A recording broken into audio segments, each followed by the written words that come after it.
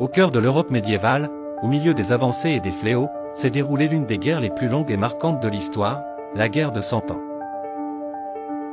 Cette confrontation épique, qui s'étendit entre 1337 et 1453, impliqua des nations entières, des rois ambitieux, des héros inoubliables et des tragédies retentissantes.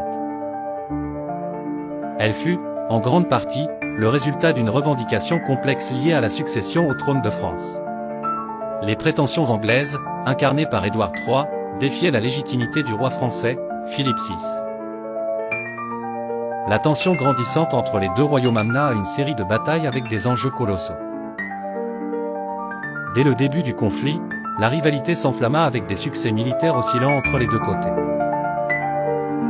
Des figures légendaires telles que le Prince Noir, connu pour sa bravoure et sa stratégie inflexible, émergèrent, captivant non seulement l'imaginaire des contemporains, mais aussi l'histoire elle-même.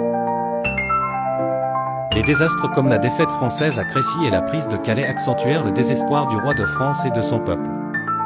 Cependant, une lueur d'espoir brilla avec l'apparition de Jeanne d'Arc, la jeune pucelle venue de Domrémy prétendant avoir reçu la mission divine de libérer la France. Sa détermination galvanisa une nation fatiguée et redonna force à l'armée française, aboutissant à la levée du siège d'Orléans. Sa capture par les Bourguignons et son exécution tragique en 1431 ne firent que renforcer sa légende et sa place dans le cœur des Français. La guerre s'acheva par une victoire française décisive lors de la bataille de Castillon, marquant la fin de la présence anglaise au sol français, à l'exception de Calais.